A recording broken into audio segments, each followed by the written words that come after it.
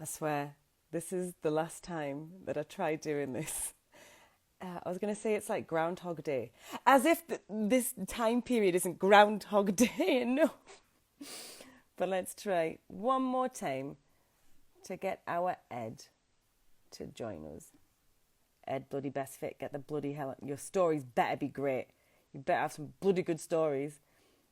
I know I said I wasn't going to ask him for any horror stories and I was going to be really kind to him. But for this, I want some bloody dirt. Ed, accept the request. Accept it. Connecting. No way. No way. Fuck No. yes, fucking way. Oh my God. This has been so traumatic. I had a shave, look. I was like ready to go. My wife been sat in the bedroom for like 40 minutes. What a dick. This is hilarious. And now you're the most pixelated beauty that I've ever come across. Are you on 4G? Yeah, I think so. Yeah, anyone, whichever one's stronger, 4G or Wi-Fi, get on. Because you're I'm very on.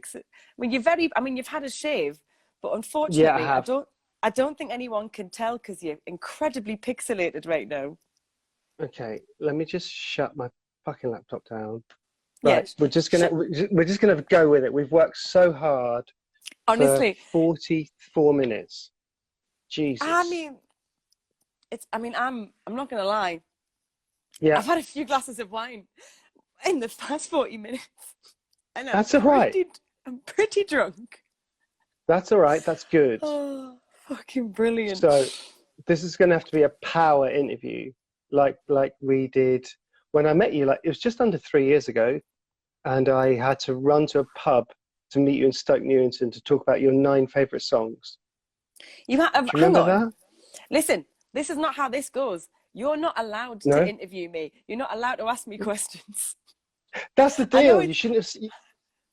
No, You shouldn't have I know. said nice things about me online, girl. He makes me feel really relaxed, makes me feel really comfortable. But anyway, so it's your deal. You rock with it. Off I'm you go. trying. I need your reception to get a tiny bit better, if possible. If that means you Okay. getting a coat hanger and holding it in the air like this. Oh, Okay. are we losing you? Oh, you're just incredibly pixelated. But Okay. it's I don't want to sound rude, but it suits you. Okay, good. Right, we're But pixelated. I mean, can I you look hear me? absolutely knackered. I can hear Well, you absolutely fine. we can't tell. You just look like a criminal. That's that's my story. So when we're gonna get to my story, that's the story. I'm a criminal. But I think what I liked, well, basically, always starting like this is the fourth one we've done in this series, and my Yeah, favorite so far, my favorite by far so far, and because it's such a fucking disaster at the start. our it's brilliant, and it's sounding a bit discombobulated and all the rest of it, but we're just going to go with that. Really work. And Okay. I was doing some Googling the other day, obviously going through all Yeah, the interviews and things that you've done. And then I stumbled the upon, lot. are you aware of another Ed Nash? Yeah, he's in Bombay Bicycle Club, and There's, a lot of time no, people said, "Oh shit, is he writing for the Only Best Fit?" So that's the one I'm aware of. there, there is another Ed Nash.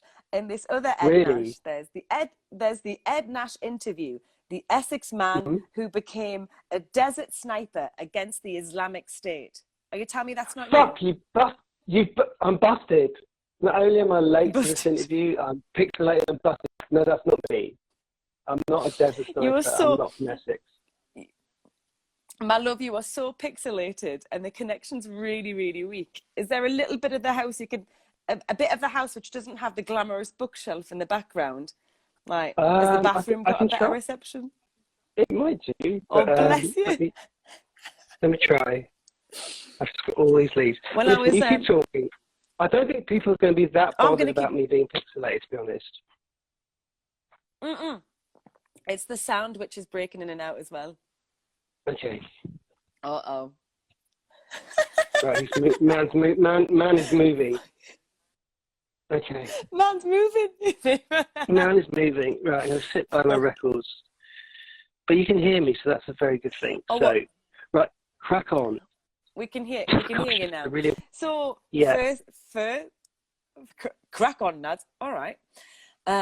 Firstly, it's always just wanting to know, because the reason we do this is celebrating the art of music journalism.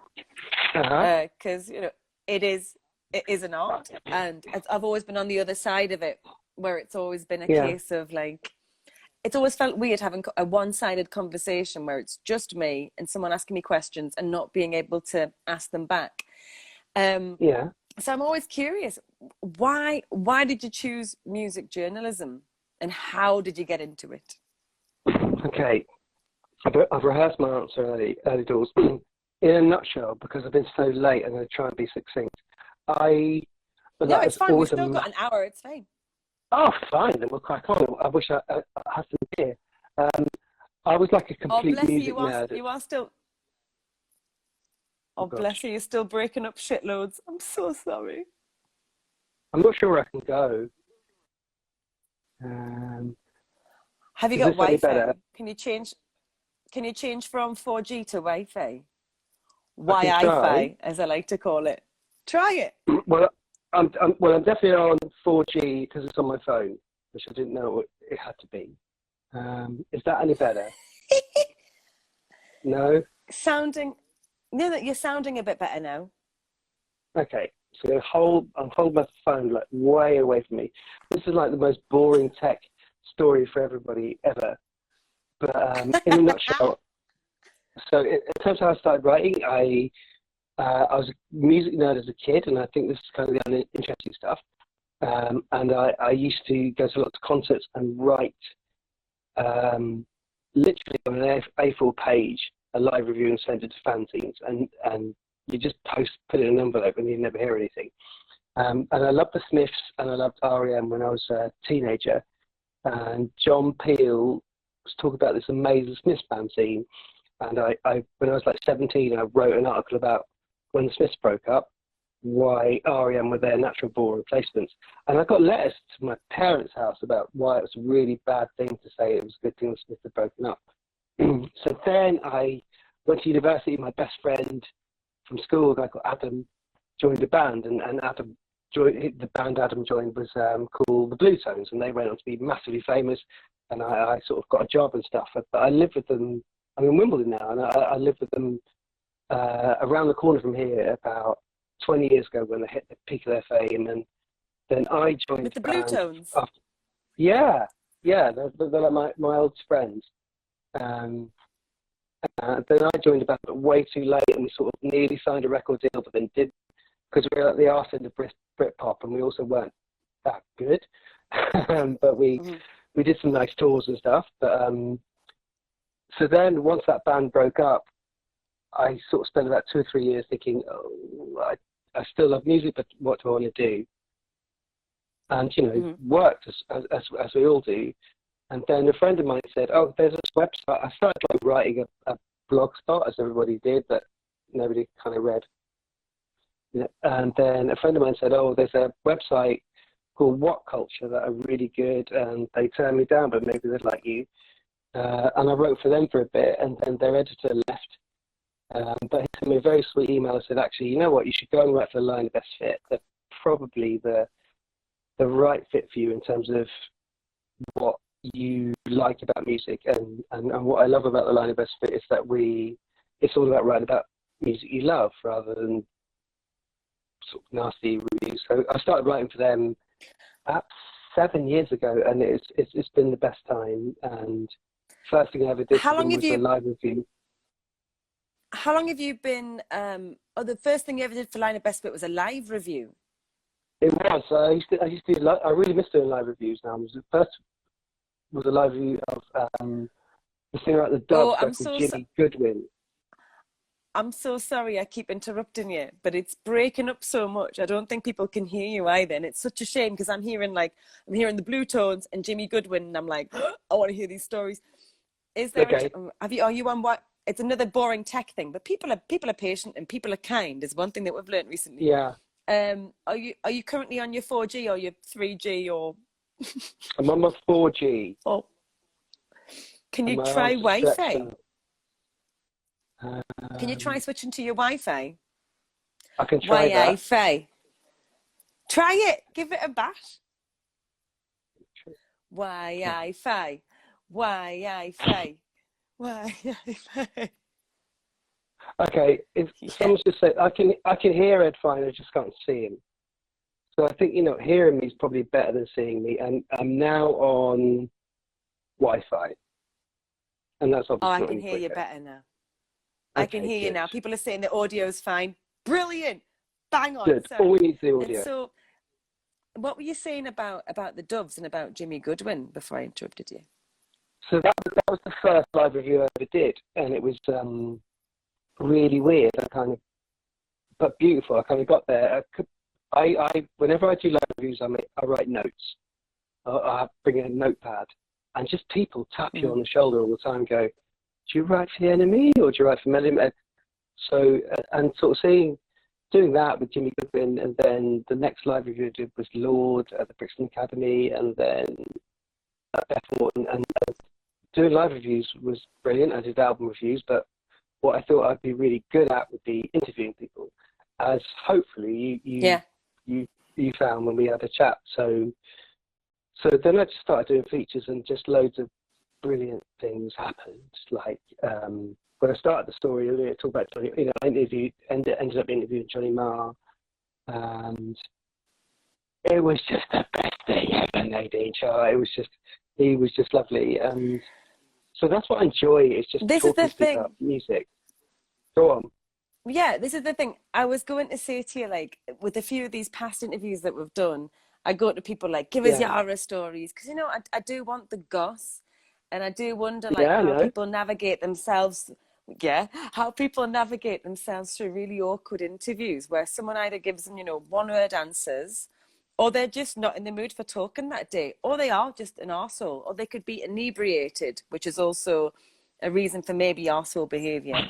But then I think also maybe, but I think at the minute, because we're in such like dire times, I kind of just want some really good news at the moment. And so I was talking to my boyfriend about what I was going to ask you, and I just yeah, want some like, and especially because of time of night, some lovely stories about like the people that you've interviewed that are just like the yeah. really generous ones, the generous ones who are like generous with their time or like how much they open up to you. Just so we have like happy go to bed smiling stories. I just want to hear those nice ones about if you have ones which particular ones that stick out.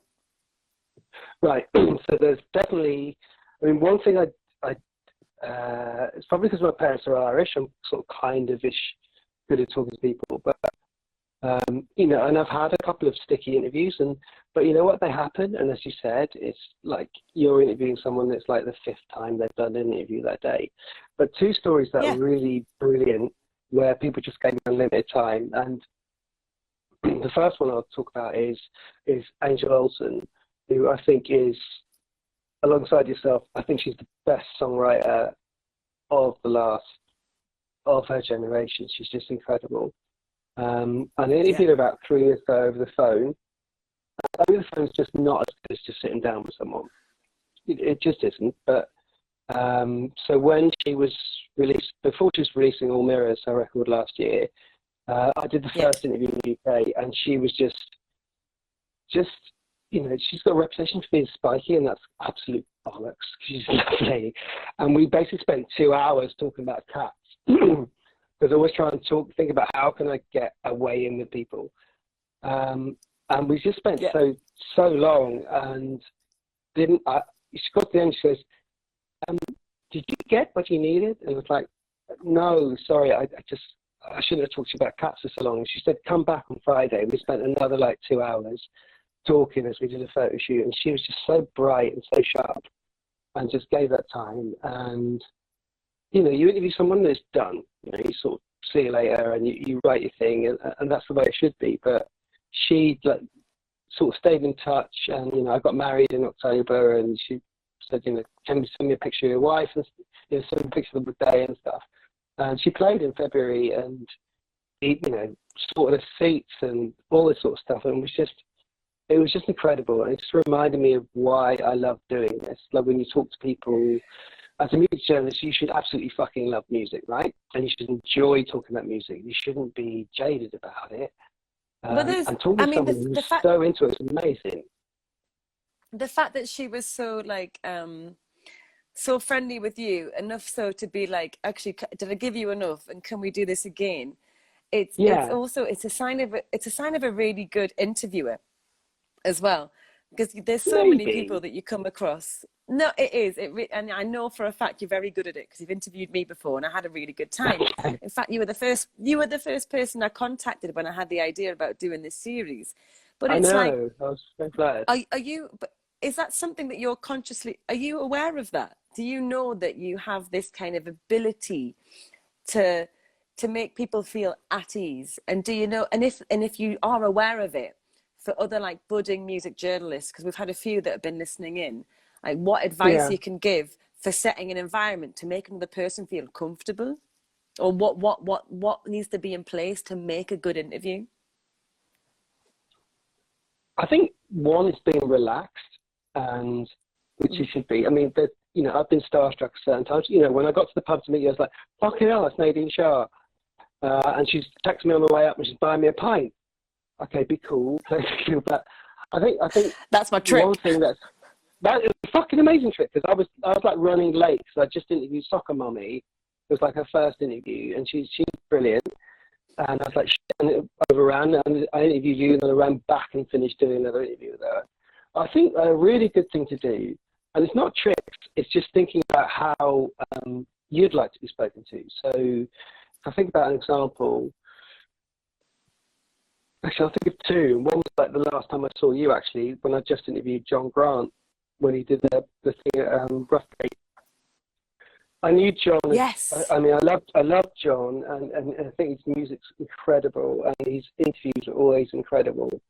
And his last record, still Love Is Magic, and lots of people talk to him about, okay, let's talk about your background and your tough stuff that you've gone through. And I just thought, well, why don't we just talk about this guy's record? It's an incredible record, and it's all about love. So I spent the weekend coming up with a list of 50 love songs, and I got to meet him, and I just put down a list. I said, listen, this is all about love, so here's 50 love songs. And he looked through it for like 5 minutes and didn't say a word, and then said, actually, you've missed the first time I ever saw your face. And just that a way to get it talking. And similarly, I remember interviewing Natasha Khan, who's unbelievably lovely and brilliant, when she released The Bride, and it was at the Ace Hotel, which is where everybody does hotel interviews, and everybody just spent the whole day talking about who's the bride. And obviously part of that was her, but and people calling it a concept album, but it was a storytelling album. So I just looked at Pixar and how they write a story, and just put a piece of paper and said, here are some ways to sell a story. What do you think? And we had a brilliant conversation. And she started singing halfway through it.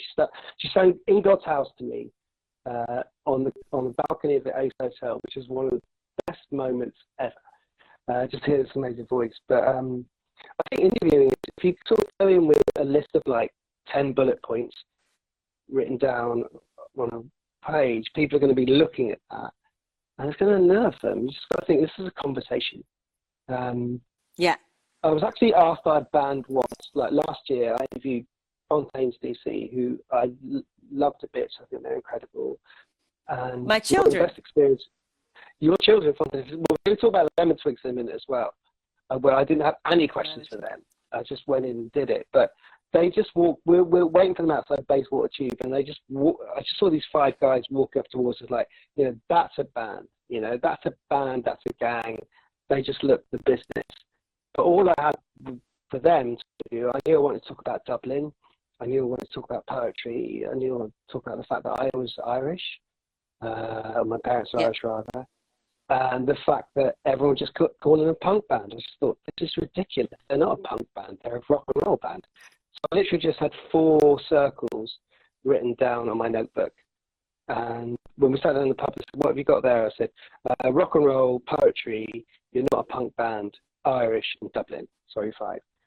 That's what we're going to talk about. And we spoke for an hour, you know, and sometimes you just don't need those questions. You need to research and you need to think about what you're doing, but you just have to enjoy talking to people. I think that's a key thing.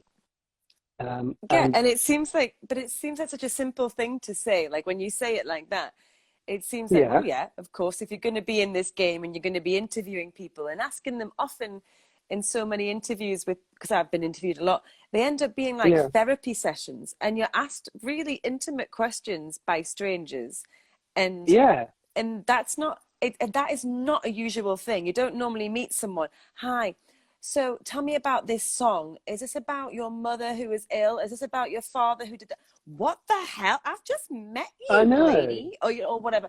And so it's, I think there has to be a few moments when you begin these things where you just have this kind of a proper natural human interaction where it's just, hello, I'm so and so, and there's this moment of kind of putting somebody at ease, which you do. um, Good. but yeah, I like the fact that you say that you kind of, obviously you do your research beforehand, because there's nothing worse than Yeah, somebody going there and they're just, and you know if they're just citing things off Wikipedia, and it's really, really, it's quite offensive when someone just turns really. up and they're asking this, and yeah, it happens all the bloody time. um which is why I often edit my Wikipedia page to make it a bit more interesting, and I throw in certain things. And if they use one of those facts, I'm like, ah, no, you've just gone to Wikipedia. But the fact that But they you know do your your tricks research, now. ah, You've blown I'll the get them game. some. I'll get them some other way. I'll get them some other way. It's fine. But I love the fact that you just go in to things not blindly, but you're well versed in what they have done. But then I'm wondering, because you are the editor, senior editor at Liner Best Fit, Well, I'm does not that the mean that editor. you? The very brilliant Paul Bridgewater is the editor. Oh, I'm not he's the the editor. editor. Never He's the claimed it. editor. Yeah, But he's the boss. you're a senior editor there. You're a senior editor there. Well, But does that okay. mean with a title like that at a publication like that, does it then mean that Yeah. that you then have a certain amount of say in the things that you do want to review, and the things that you do review, like, I'm not going to do that and I am going to do this, It's a because it's very like, I'm good not going to talk question. about. That's a really good question. I mean, one thing I love about the site is it's very much encouraged to go for stuff and stuff you want to pursue. And there's artists I've really loved who haven't gotten huge, and you know, I wouldn't claim for a second that writing a review or interviewing an artist is going to make me write pounds. It's going to be big. I mean, my ambition was always going to be, and it still is, if one person buys a record as a result of reading something I've written or an interview, then boom, then the job is done. So That's it's very much the philosophy of the site is very much write about stuff we love and not stuff that we hate. Um, That's and so also, to lovely. be Honestly, fair Ed, with you, I've not it's heard true. anybody. Sorry, I've never heard anyone say that. I've never heard any. Well, I've spoken to a lot of journalists and blah blah blah. But the one thing you've just said there is going to resonate with me for a while. Is the fact that, if somebody on the back of something that you've written goes and buys an album, then your job is done. I've not heard anybody say that, and Really, it's why music journalism is so important. well, it is, and I'm sure every journalist thinks that. And also, I spent a lot of time thinking about what I was going to say when we were going to talk. But that's the whole thing. Is if you've got a real passion for a band. I mean, I remember when I interviewed you, the reason I wanted to interview you is because I heard the song called your song "Fool," and I thought it was. There's a bit. I mean, I'm not going to sing it, but there's a bit where your voice goes really high. It's like, fucking hell, I want to interview her.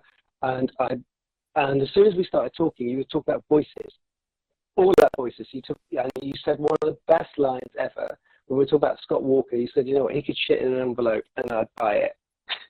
It was incredible, but it was all about voices and all of the songs. You know, I mean, one thing I've been doing for the last 3 years is a sort of 9 songs thing, which I love, and they're just like the best interviews ever, because you're not talking about any artists about, okay, so why did you call your album X, or why did you decide to work with this producer? It's like, tell us about music and why you love it. And that's Yeah, probably why but you enjoy talking to me, because we're just talking about music. Yeah, but also it's like you present the artist with something you're not normally asked. And like Yeah, often musicians are asked, you've got this interview to do and you've got this, and you can copy and paste your answers. Zub, zub, zub, zub. Here you go. Oh, I'll really, just change this word. Oh, all the fucking time. Anyways, but when I got presented with that, this guy's going to be interviewing you about 9 songs, and it makes you then, it's like a fun task for the musician as well. Like, yeah, actually, yeah. And then you do, but why? So this, for people that are listening now, Ed, yeah. is it your baby, the 9 songs? It's my baby, but it was Paul Bridgewater's idea, and he just messaged me on Facebook Clever and bugger. was like, yeah, it was his idea because he's a very clever lad, and he said, listen, I had this idea to talk to, would you be up for getting up and running and doing it? And so not my idea at all, and but it's I did the first like 20 of them, and we've done like 154 now, and they're all. It's just fun, and people just enjoy it. So when I did the Yeah. one with you, and we were talking about the Lemon Twigs, I interviewed the Lemon Twigs in just as their first sort of record was coming out, and it was one of the most fun interviews ever because I saw all these press shots of them. They were so glamorous. I just thought, God, these guys look so tall and so American. And I met them in the ICA with our photographer. They're tiny. They're so small. They're They're so little. sweet. Every They're every famous person is really little. I'm the biggest person in the music industry. Yeah, Johnny Most people. Marr's about 5'4". I'm like 5'8". I'm no big guy, but these two little fellas came out of the ICA and we just walked around St James's Park, and they were like bickering, and I was like, shit, these guys are 18 or 16, and they're having a familial argument. But when we did a nice interview with them, it was in France, and they were really into it. We spent an hour on the phone. And the guy who used to play drums, who's now Michael. He messaged me about 2 days later and said, listen, I'm really unhappy about the songs I've picked. Is it all right if we do that again? I'm like, shit, man, I've just spent like 5 hours. I said, yeah, absolutely. And my Skype just beeped about that afternoon, and my wife and my nephew were about to go out to the park. And he's like, hey, it's Michael. Okay, here's a new song. And he just changed his songs. But you know what? Fair enough, because this is kind of a one-shot deal. And he was just like, you know what? I thought, but that made me think, you know what? This is so worth doing, because someone's like done something. You could do an interview and just forget about it and walk away. And he actually thought, no, actually, I've got the wrong Big Star song in there. I've got the wrong Kink song in there. And he just, it was incredible. That's But yeah, why it's I lovely like because doing it. yeah, because they obviously, if they didn't care, just any old Yeah, thing. And I guess there's sometimes you read interviews with especially in that kind of a format when an artist or a band pick 9 songs which are relevant to them. So the concept is, for anyone watching who hasn't read them yet, go and I'll send a link to people that are watching. They're 9 songs which yeah, you ask an artist or a band, tell us 9 songs which have been pivotal in your lifetime, in your really, not just in life. your musical career, but in your life. And then you could then be presented with somebody just being sarcastic and being a bit of a dick. Like, let's just be funny with this. But all the ones that I've read, it seems Yeah, like people have actually sat down and gone like, I care about this. yeah, It works. It they all works have. really well. They all have. I And what mean, have you? we've Hmm? had some interesting tweaks on the format. So Kurt Wagner at a lap shop basically picked 9 songs with the number 9 in the title, and he just riffed on it. And he spoke to one of our brilliant writers, Alex Wiscard, interviewed him, and he hadn't heard these songs. He just went boom, and he just did it. When we did Ira Kaplan from Yola Tango, he just talked about 9 records he just bought. But it's all relevant, and it's all Yeah, music, and it's all thinking and thought. Other people have yeah, gone on pivotal songs like that. I mean, I did one with Ezra Furman, and we were on the phone for like an hour and a half. He was like, "Listen, I'm going to tell you the it's story of my brilliant. life from the age of 13 to the age of 20. I'm going to tell you the story of my life." And didn't have to say anything. He just spoke. It wasn't an interview. And it was incredible. And then you have people like Norman Blake from Teenage Fan Club, who, when I did it with him, and I started being quite cheeky at the beginning, I said, okay, look, I've been sent the list that the Byrds aren't here, the Beach Boys aren't here, the Beatles aren't here. It's like, no, you know what? I've read loads of these pieces. And I read the one he did with Lawrence from Felt. And I love it when people come up with unusual stuff so I can discover songs. And here's 9 songs that kind of off the radar. And it, you know, it was one of the most read ones we've ever done. And he just spoke about, you know, his friend from Sparkle Horse who died, and just really obscure songs, but he had so much to say about them. And it was just so, it just reminds me why I love doing this and why it's worthwhile and why people enjoy reading it. Yeah, because it's a real worry in a time of of these curated playlists, not even curated playlists, but kind of generated playlists. I know exactly it's what you a mean. real worry that it's a real worry that, you know, that we're going to lose so much of our great music journalists. There was, I'm not going to name names, but there was quite a decent, quite well-known publication that got in touch with me recently asking me questions about the new album. And on the other end of the phone was a really young man, and I'm not being ageist, but it was somebody who was definitely probably just started doing it, and I was like, they've given me the work experience, boy. Fuck no, I'm Really? 4 albums in. I don't want the work experience, boy. I want your senior editor interviewing me. No, that. And he even asked me a question. He went, so on your albums, you tend to talk about stuff, and on this new album, you're really talking about stuff again. And I really had to bite my tongue from not, hey, Sonny. And I just started laughing, and I went, love, you cannot expect me to answer that question. And you're just getting started, aren't you? You haven't been doing this for very long. No, you wanted me first once. And I thought, I'm going to bloody get in touch with my manager, and what the hell. And I was pretty offended, you know, but this is one of the things. It's like, I love the fact that you're talking about how and why you love music journalism and why it's so important. Yeah. But I found out later on that there's not, at that particular publication, many of their best journalists who have been music journalists for years, who would never ask me a question like, so you're right about stuff and you're writing about stuff again. I But know. a lot of those, and he was learning, and it wasn't his fault.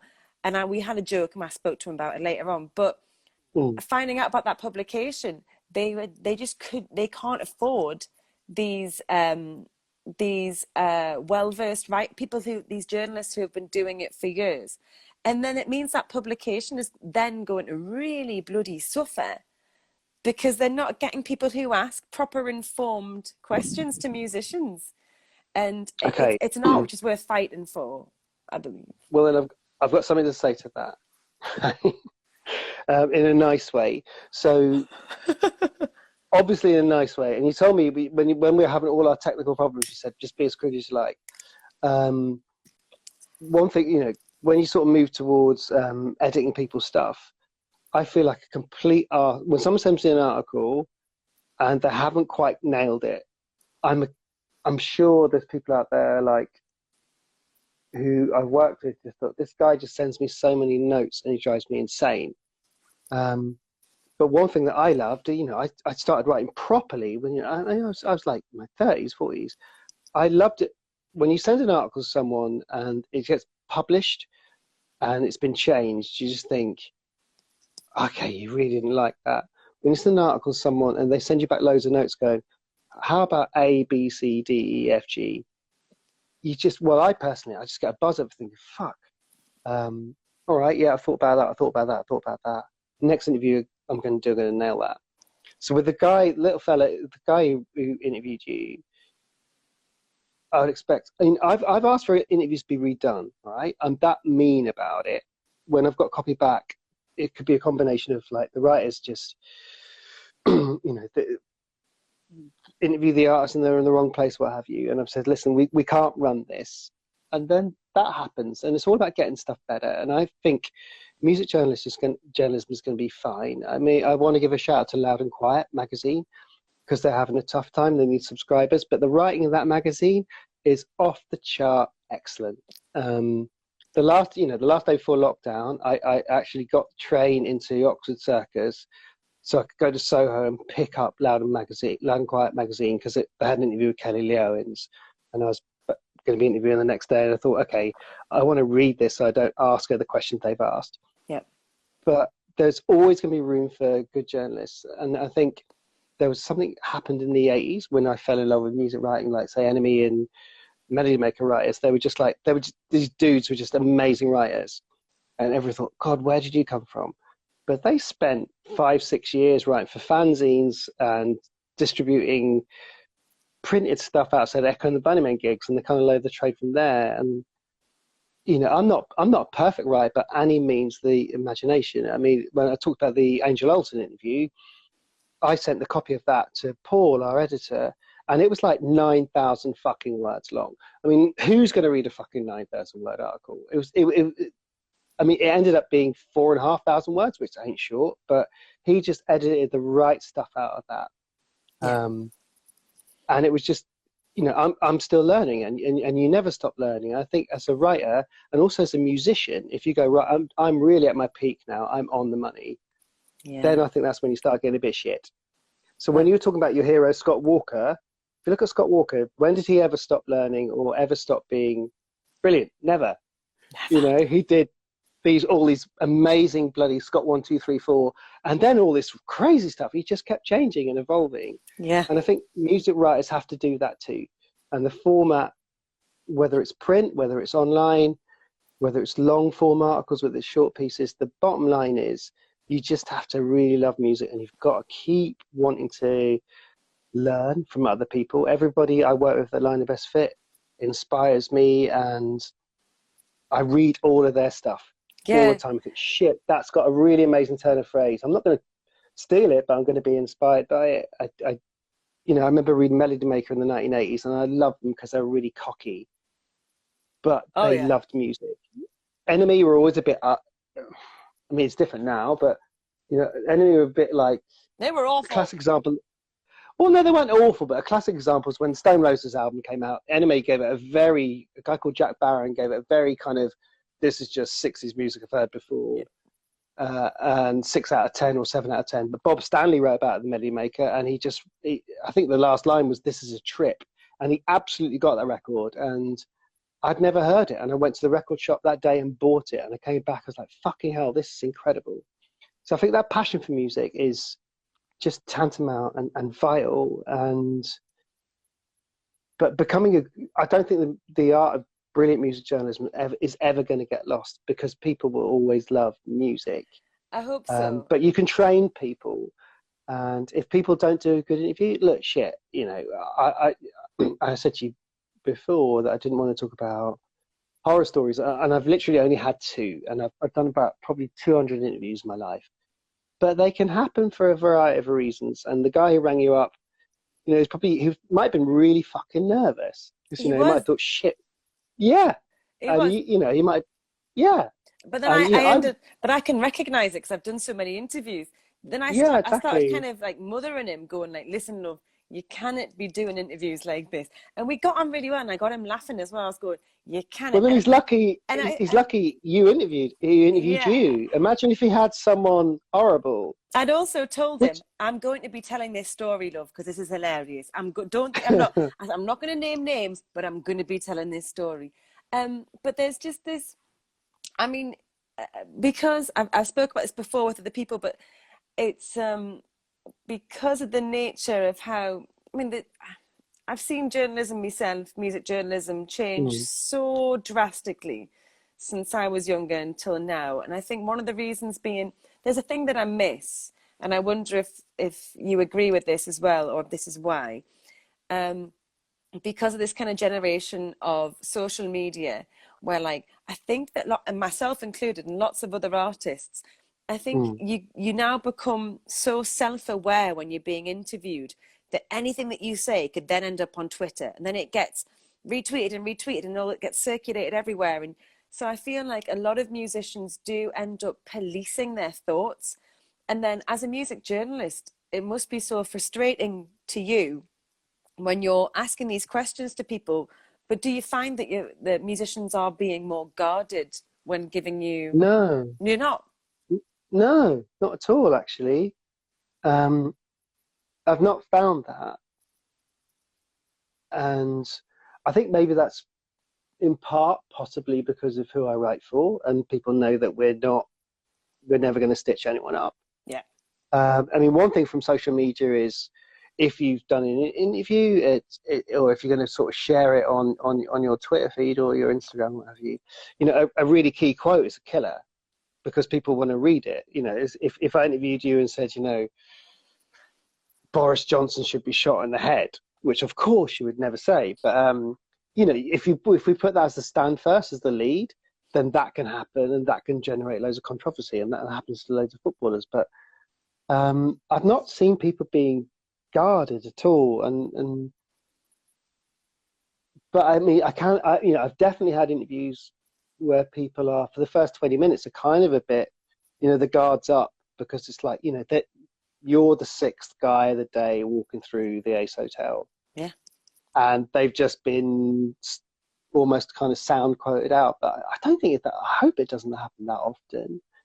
But then it's just a matter of just chatting shit. I mean, a lot of the key advice I give to everybody that I edit stuff is like, look, any interview, just approach it. Imagine you walked into it's basically like walking to a pub, which I did with you, literally. If you walked up to someone in a pub, if say you saw someone in a pub and you thought they're really interesting, would you go up to them and say, tell me about your mother? First question. They'd like get the barman to throw you out. You start with going, hey, how you doing? It's really nice to meet you. And you just start very broadly. There's this whole thing about writing a discussion guide for a conversation where it's like a funnel, and you start really broad, and then you narrow down, and you get the last 5 minutes of the interview, and that's when you, as an interviewer and interviewee, get the real gold. You're just going, okay, listen, all bets are off. Actually, it's this. This is what it really means. And that's, you kind of come out of interview. You should come out of interview feeling really drained, like really buzzed and hyped, because you felt, shit, I've gotten to know that person, and I've only got a window of 45 minutes to an hour to talk to them, but I've got to know them.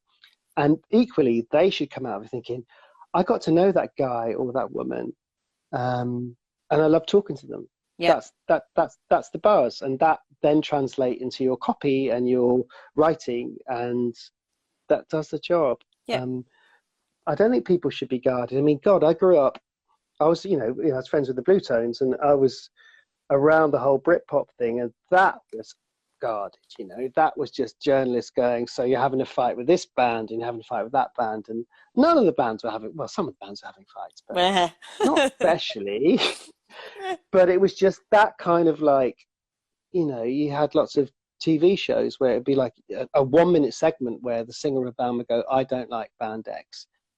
But I don't think journalism's gone that way. If anything, you spoke to John Doran. If you look at what The Quietest does, it's long form, in-depth interviews. Really, we know our stuff and we're not going to stitch anyone up.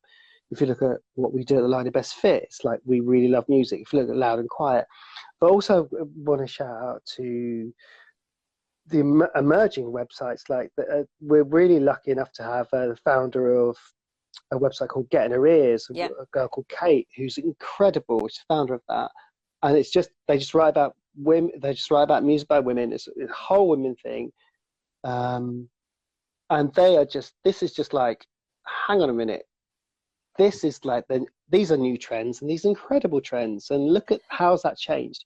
So if I think about the journalists that I really love from the 80s, it was a bit of a boys' club. And I'm saying this was a guy in his 40s who couldn't get technology working. Yeah, but it actually, was. I'm going to interrupt you really quickly because some people can comment on these videos as they're going, and someone's just written, and I'm sorry if it's written aggressively, but white guy doesn't see people being guarded shocker, try being a woman of color. And being thought of as having try being a woman of color and being thought of as having an agenda before you even open your mouth. Now, one thing I'm going to say to that is that, like, first of all, like, I may not be considered a woman of color, but obviously my surname dictates elsewhere, and it depends on how you look at me and how you want to take me. I've been interviewed by Ed, and the reason I rang Ed one of the conversations we had after our interview had ended was about my heritage, and a lot of it was about my heritage after the interview had Yeah. ended. Never was I interviewed by Ed, and it came up. Never did Ed mention in the interview with me. You never mentioned about my Pakistani background. You never mentioned me being a woman making music. You were just talking to me as you would talk to any other musician. But whoever's written that, I do sympathise with her, because there Hmm. have been interviewers who just want to talk about me being a woman, who just want to talk about me being, and see, it sounds fucking, and it looks fucking stupid, me saying, talking about being a woman of colour, but being a Muslim woman, I suppose, is what I'm talking about. And they have people who already come in with an agenda, and they already haven't. So I'm going to go off topic a bit. People coming That's in, fine. with an agenda about, they've already kind of they've had an impression of what I am before they meet me. So she must have had a really struggled life. She's got a Geordie accent. She must be from a working class background. Her father's from Pakistan. She must have, had real difficulty becoming a musician with a strict Muslim father. None of these facts are true. None of these statements are true. In fact, Mm. majority accent, don't let that put you off. I'm from like a wealthy middle class background, which made it a hell of a lot easier for me to become a musician than many others. And I campaign for people Mm. from poor backgrounds and help them out. And then as a Muslim woman as well, there are places and there's a time that I choose to use my voice to speak on that platform. But I don't think that you are a typical, here's white guy who says this. Not at all. We spent so much time talking about Selda Bagjan and Gagouche, Yeah, wow, what a woman. two of my But favorite what, artists. yeah, and when we finished that and you were talking about that, I was talking about my partner. I said, Yeah. we're going to get married soon, and you said, what's her name? And I said, you know, told you that, her name's Soraya, and he was like, where's she from? I said, her dad's Egyptian Muslim guy, and her mum's Irish, and we just talked about how brilliant her name was and stuff, and these things are important, Yeah. unbelievably, unquestionably, they're important, and I feel if anyone comes in with agenda to talk to you about these things at an angle, I just think it's despicable. Yeah, I totally understand her frustration. And she's saying now as well, I'm not Yeah, talking to you, Nadine, I'm not talking specifically about Ed. yeah, and I But appreciate that. yeah, but I understand her frustration where some people do come in with an agenda. And as soon as those people do come in, Ed, and it does happen, and you're just sat there like, I just want to talk about my music. I don't want you to focus on where I'm from or my gender. What do you do when that happens I never, as a musician? years ago, I would have shut it down and I would have acted really immaturely, been offended and been like, and acted quite badly. Whereas now, Hmm. to progress in any discussion like that and to open up a dialogue, I have to let that happen, and I have to do it. And it might sound hippy dippy, but it has to be done through empathy. Hmm. I have to be able to have this open dialogue. My negativity and my aggravation and frustration, that's not going to start a conversation. That's not going to get either of us anywhere. So it's trying to understand the person and why they're asking me that question. And I suppose there's been times when people have posed these kind of questions at me, and I'm sure they felt bad at the end of it. And I haven't meant to make them feel bad. I just want them to go away thinking about it. And we've become Hmm. friends as well. But it's even just pointing it out and saying to them, like, you know what? That particular question made me feel like this. And this made Hmm. me feel like this. And until somebody says it to them, they might not know what they're saying is wrong. They might innocently just think, I'm going to ask this thing. Unless I Yeah. inform them otherwise, how are they to know? So I've been faced with that so many times. But I mean, have you had instances when you've been interviewing people where, I mean, the nine songs, the format that you guys use is such a beautiful Yeah. thing. But I also assume that it's a gateway into so many intimate and personal stories. Have there Yeah, been it is. moments when people really offer information to you that you weren't expecting, like the most intimate things in their lives that you weren't expecting? Yeah. So two we've done in the last couple of weeks. We used to do them each Friday, but we've been sort of doing them more frequently because I think it's important to get content out. An artist called Self Esteem of Rebecca Tola She's brilliant. did one. look, they'll read the one she's done, She right? is the She funniest did. person. Look, she did one 2 weeks ago with one of our with Matthew, the Uh-huh. brilliant Matthew, and it's just basically said, listen, this is about my exes, and it's just her story. Honestly, read it, Nadine. I'll send you the link. It's really long. It's about 5,000 words, and it's all about the story of her life and her love. You know, falling in and out of love and being a musician. There's a brilliant writer we've got called Claire O'Shea who did one with Shay Lingo, who is incredible, and his 9 songs are all about these are, you know, I'm a black artist. Here are the guys who've inspired me, and as much as about the songs, it was about growing up on a council estate and all the prejudice he encountered, and you know how he works with art to get around that. And it was just so honest and so frank, and it wasn't just, you know, I love this song. It's like, actually, this is what the song's meant to me. And you know, a lot about his mom, and it's just beautiful. And it's Yeah. just about, it was social commentary, not just, you know what, I Get Around by the Beach Boys, because it's got a real hook to it. It's like, this song actually, I remember being a 13-year-old on a council estate, and this song made me think, you know what, I can do this, and I can be a writer.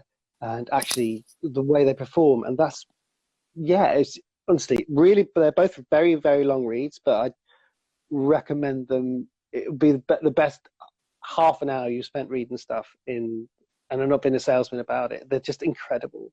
I think also the Um, fact that like we see like Rebecca, who's self-esteem, you see her being mm, jovial so much, and because she's just like painfully funny. She's really, really funny. And yeah, but the fact that particular format, the 9 songs, we get to see another side of these artists. yeah, You know, it's a really yeah, and beautiful thing, because it's also because so many musicians, they kind of soundtrack our lives, I suppose. yeah, And so it's just that kind of, that if you're able as a music journalist to show this person behind the music, you know, like, and scrap, you know, and to dispel this kind of idea of us and them, or the idea of, which I've always been really turned off by, the kind of messiah complex and the mystery behind artists, but you just kind of humanize these people, which you do very, very well. Do you have no, but like, you can go on. but do you have, Sorry, I mean, you can humanize people just in normal interviews as well, absolutely. But I think why 9 songs works really well is, like, I don't have to talk about my album. I have to talk about, as you said, parts of myself. So you were talking about these amazing fucking artists, not just Scott Walker and stuff like that, but you know, stuff that is really important to your heritage and part of your story, and why it's important, and ultimately why it's part of you, but why you then become the artist that you are.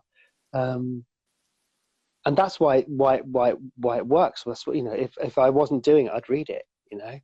Um, Coming back to Johnny Marr, I ended up doing one with him in a hotel in Mayfair, and I was like, fucking hell, this is pretty cool. And we completely overrun. He spent an hour, and he had another interview, and my wife was, it's the only time I've asked someone to sign a record, actually. And my really? wife was yeah. I just, I think, but because I got into music because of this guy. My wife turned up late, and I said, look, can you bring a copy of Strange Ways by the Smiths? I'll get him to sign it. And he said, oh, so we sort of half an hour out of a break because somebody else was interviewing him. And he said, look, we'll finish it off.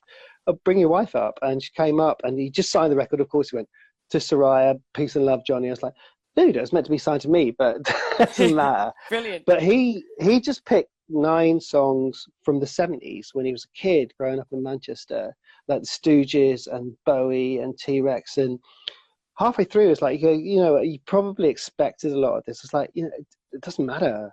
He said, but this is the stuff I can really talk about. And I mean, he could talk about probably anything, but the stories I got out of it, and there was like a Love and Spoonful song where he basically talks about spent a summer taking acid, which I didn't know about until reading his book. But I think it's that. I think it's, and that's come back to your point about being a music journalist. It's not just saying, why is your album called this?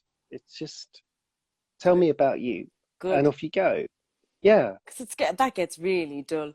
You you're also known as Eddie Two What? Dictaphones. I am Eddie Two Dictaphones, which I put, it's definitely on my Twitter thing. And I put my two dictaphones in front of you.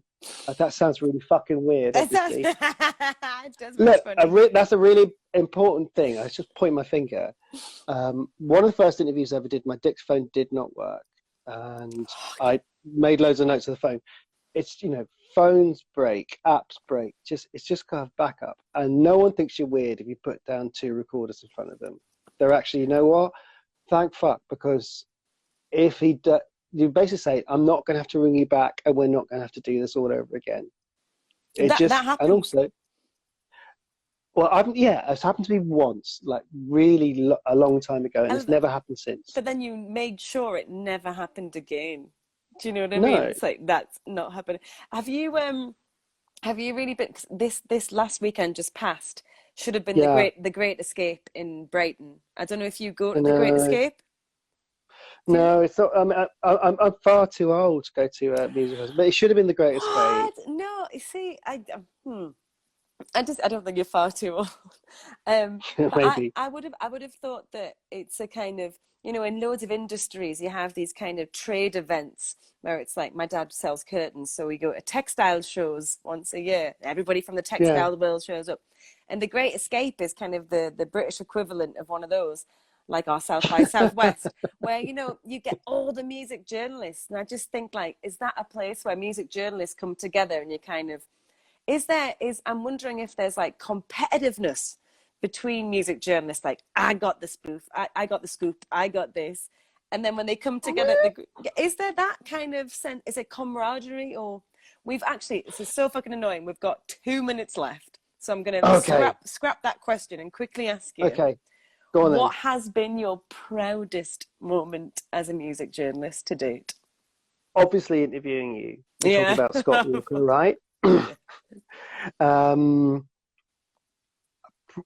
I read my stuff. I think the proudest thing is, I think the Angel Olsen interview I did last year is the best bit of writing I ever did, and it wouldn't have been as good if Paul hadn't have edited it so well, but also because we sort of spent 2 days talking about stuff, and it was a really important story, that record, and I felt like I kind of wasn't just asking the obvious and was just about her life and what she's like as well. So I think that's if I die tomorrow and say, look, you can have one music article published on your tombstone, it would be Through the Looking Glass with Angel Olsen, without a shadow of a doubt. Thank you, Ed. Sorry for all the technical shit. I know, it's really funny. Honestly, it's made me laugh. I'm a little bit half cut, but honestly, we've got a few seconds left. But I just want to say a massive thank you, like as like on behalf of other musicians. I'm sure I'm speaking on behalf of other musicians. I really enjoyed talking to you the first time you interviewed me, and and I think you are testament, to the art of music journalism and why it's so important. But it's so important, and then you tell our stories the way that we want them to be told. Good. Thank you so much for your time, mate. I really appreciate it. You too. You're a legend. Take care. I hope I didn't ramble and waffle too much. And thank everybody else for I would love it. I'd love to do a part 2 at some point with a great internet connection. We'll do that, right? Thank you. Or October when we're still locked